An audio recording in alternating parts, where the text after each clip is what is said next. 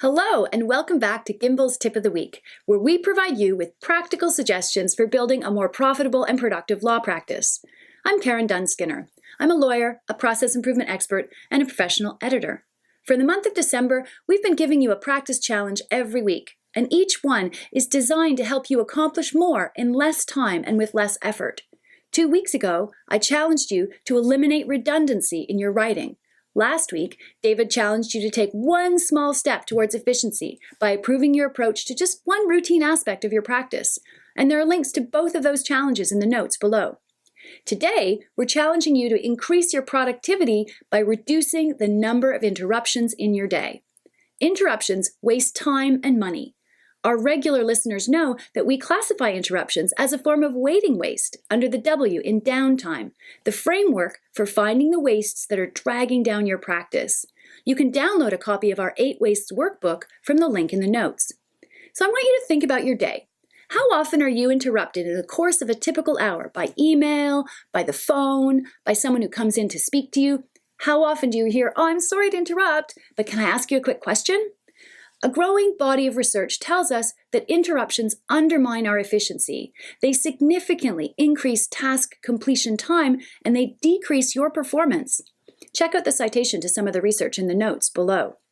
I've seen research that suggests the average person spends as much as 30% of their workday dealing with interruptions and then getting back on track. And other research suggests that when you're in the groove and you're deeply focused on something, some aspect of your work, and you get interrupted, it can take you as much as 20 minutes to get your brain back in that groove after an interruption. So my challenge to you this week is to make a concerted effort to reduce the interruptions that are interfering with the flow of your thoughts and your work. For the next few weeks, try working in discrete blocks of concentrated time. I've heard periods of 35 to 45 minutes are ideal. So explain to your assistant, if you have one, and to your colleagues what you're doing and tell them why. Then turn off the notifications on your devices. Forward your office phone to voicemail or to your assistant and close your door if you're lucky enough to have one. Maybe even put up a small do not disturb sign and set a timer for 35 to 45 minutes and dig into your work. When the time is up, take a short 10 to 15 minute break. Get up, stretch your legs, change the air in your office and in your lungs, check your email, ask your assistant for any messages that have come in, and deal with anything that really requires your immediate attention. Otherwise, once your break is over, you go back into do not disturb mode and you carry on with your work. Reducing interruptions will reduce the time it takes you to finish your tasks. It'll improve the quality of your work and make you more productive. And it'll give you that greater sense of accomplishment and control over your schedule. And let's face it, we could all use that. And that's it for this week. Join us next week for more on building a profitable and productive law practice. By exception, our tip is going to go out on Tuesday, December 24th, rather than Wednesday, December 25th, because we'll be away from the office with family and friends that day.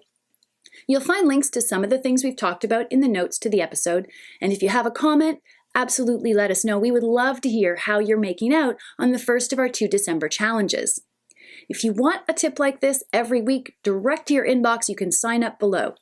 Thank you very much, everybody. We'll see you next week for another challenge that's going to help you become more profitable and more productive. And stay tuned.